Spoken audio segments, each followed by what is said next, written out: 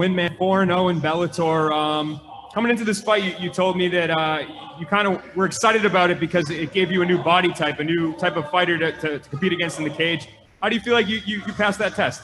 I feel great about it. You know, I like my performance. There was a thing or two that I had to adjust for midway through. I knew in the first round that I wasn't going to submit him. He was very durable, and I could tell when I was grabbing on his neck whenever he didn't mind it a whole lot, and I didn't want to play with it and gas myself out.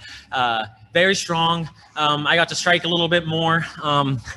I'll get to go back and watch Josh Thompson critique me real hard. He did that last time. We made some memes out of it between our family roasting me. But, you know, I am happy with my performance. You know, I wish I could have gotten a stoppage, but it is what it is. And I'm sure as you take each step in your progression, you kind of have an idea before you get in there, like, hey, I want to go in there and have this kind of performance. Do you feel like that was the right next step for you? Yes, I do. I'm very critical of how I like to go about it from beginning to end. You know, I plan out all my fights for decision, just in the event that, you know, first round doesn't go how I want it to, or the second or the third. And, you know, yeah, I like how the plan went out. He was very durable. Strikes too. I know they were checking him before the third round. I'm not 100% sure what it was about. I think it was just to make sure that he was there. But yeah, man, he was tough. I try to fight a tough fight, and you know, I'm happy with my performance, but I'll watch it later and really critique it. And I know every fighter kind of wants to go in there and get a finish and be quick, but is there something to be said about going in there for 15 and proving yourself something? Oh, I like the experience. You know, all my amateur fights were three rounds, but they were shorter rounds. And so that experience is just slightly different, you know. I was fighting 3-minute rounds, tough enough. I was fighting 2-minute rounds. And so they're very short. I like getting 3-5s in, just even if it's not a finish, just, you know, that ring time. And last question for me, where do you think you go from here? What's next for Lucas Brennan? You know, I'm just looking to get another fight. I want to see where the next venue will be, if they'll still be here, if they'll be somewhere else, you know, and just kind of look around, get more fights. I like moving up in the experience. You know, I'm not here to call out anyone. Obviously, there's a featherweight tournament going on, but I'm not, you know, I'm realistic of where I stand, and I would like to work my way there. Awesome. Thanks, man. Thank you. Donna? Hey, Lucas, how's it going? Hey, doing good, man. Yeah, so I wanted to ask about the first round in particular. It certainly did look like a veteran in there with a 20-year-old. Maybe the reverse, though. You know, you were very dominant. It was a 10-8 round on two of the judges' scorecards. Talk to me about how you felt in there. I mean, obviously, you were looking for that finish with the inverse triangle. How did you feel in there? But when you didn't get it, you were well able to get out of that position. It was very much a veteran move. You know, I wasn't sure if I was really going to commit to it or not. He started coming out the back on a double leg, kind of like sliding out the back between both legs, which is a position I used to wrestle a lot in wrestling. And so, you know, I liked getting back into that sort of position there. I wasn't sure if the choke was tight. I felt once his head start to slip out, and I knew that he was probably going to get out of it at some point. I needed to get myself in a position that was recoverable. And, you know, there's no crowd, so I can hear my coaches. I can hear my dad almost the entire time saying the same thing. And so, you know, I made sure to land a few good ones there while he was unable to defend them. But I made sure my position was recoverable. I had a good round. I liked it. I might break your heart a little bit here. We were watching the broadcast. Josh Thompson wasn't too critical, to be honest with you. He said that he had to split hairs to find any problems with the performance. So what does it mean to hear something good like that from a legend like Josh Thompson? It's cool, man. He's one of my dad's favorite fighters, favorite all-time fighters. My last fight, man, he said there was a couple of things that were totally understandable. I'm not saying he was bad or anything. You know, he was absolutely correct. He was just very critical, and I was like, okay. And then he went and did his podcast with Big John. They're saying a couple other things like, yeah, he's all right at this, and he's all right with this. And I was like, he's right, but and then my brother, he must have said something about my family. My brother texted in. He's like, make sure he knows I'm a black belt, not a brown belt. It was just I haven't listened to it. I don't know what he said. I could hear him and Big John. I was on a single, and he's like, "Oh, he should run to his right or something." I was like, I don't want to run that way. But I just, you know, he's obviously amazing. I love him. I was just trying to, you know, be funny. You know what? You said you're not going to call anyone out tonight. I think the call out should be to Josh Thompson and to Big John to get you on this podcast as soon as possible. Oh man, it'd be cool, man. I like both of them a lot. My dad has 20 something years of experience knowing Big John from the Gracie Academy and stuff like that from way before I was even conceived. And so it's cool history. Thank you very much, man. Congratulations. Thank you, sir. Go to Simon.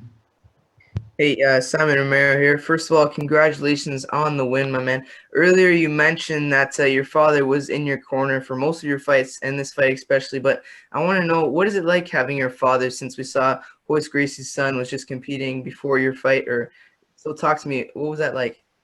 It's very interesting, let alone the fact that it's my dad. And I like to, have to point out he fought for a very long time. He's had his black belt since before I was born. He's extremely experienced in jiu-jitsu. Lived at the Gracie Academy with Voice and them, taking privates with him every day. Henzo, I didn't know Henzo was going to be here. I've been seeing him off and on since I was a kid.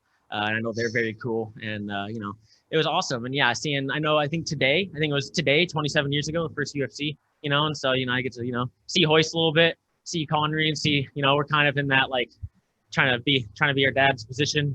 It was interesting. I really like it. I like the aspect. And another thing you talked about was that ice cream. What ice cream are we going for after you get off the stage here? There's a Ben & Jerry's right out the front door over there, and I'm right to it. I know they're open. I run right over there, got some ice cream, got some milkshakes, and move up a weight class or two for a day before I bring it all back in. Take a couple more here. Keith? Hey, Lucas. Keith Schilling from Sherdog. Congratulations. You look sensational tonight. Thank you, sir. We were just talking about your father. He's, an OG of the sport, definitely a pioneer, especially for the smaller weight classes. Do you build confidence coming from, a legacy like that? Or do you feel like more added pressure that as soon as you come in, you're not a 3-0 guy, 4-0 guy, you're the son of someone who's been so accomplished? There is a mix of emotions there. I find that there is added pressure. He tries his best not to add any pressure to me. He tries not to impose any of that on me as best he can. But, it is there just a little bit, just because, I know he was very successful. He's very respected in the jiu-jitsu department of the world. And so I try and have as much fun with it as I can. And I push that pressure aside. I love what I do, and I like to be able to keep doing it as pressure-free as possible. I like to be able to enjoy it, not to get too many gray hairs out of it. Lucas, I believe you're only 20 years old, and you're doing things that, very few 20-year-olds are doing. A lot of 20-year-olds, are out partying, making, dumb decisions. You're staying very focused. What do you do to keep yourself so grounded? Man, I've immersed myself in training, and my friend groups are all people that do jiu-jitsu and other fighters that I train with. And a lot of my friends are like 30 to 40 years old guys that fight and do jiu-jitsu and whatnot. And I've even when I was in school and whatnot, I was just at the gym every day, and I found that I like that environment a lot, that society, that like close-knit group of people that I've formed some bonds with. And I just stay training, man. And it does get tiring, and there are like burnout days. We just need to take an extra day and chill. But I've completely immersed myself in that environment, and I really love it. Yeah. Last question, real quick. You mentioned the featherweight tournament. You're obviously in that weight class. You said you're, a long ways away before you face those guys. But how much do you watch that tournament, and how invested are you in that tournament? I've watched it a lot. I am not totally invested in it, only because there's only a few of the guys that I'm very familiar with. I know everyone that is in it by name, but there's only a handful of guys that I've really watched since I was young, since before I was able to fight. And so I've watched all the tournament, but I'm only really into a couple of the fights. Tonight's fight will be awesome. I think next week, I believe it's next week or the next card. It's AJ McKee and Caldwell. That'll be exciting. I'm actually really excited for that fight. I like both of them. But yeah, it's an awesome tournament. All right, last question, Santiago. Hi, Lucas. Congratulations on a beautiful performance. That was very dominant. Thank you, You sir. are still a young man in this game. How often would you like to fight in 2021? I aim for, I like to get at least 3 a year. 4 wouldn't be anything to complain about, but I like at least getting 3. I was supposed to get 3 to 4 this year, and then, had a fight in February. I dropped out of the fight. And then there was, the COVID kind of break in the middle there, and it just kind of screwed up the timeline for things. But, at least 3 fights next year would be awesome. Enjoy the victory, sir. Thank you, sir. Thank you very much, Lucas. Congratulations. Thank you.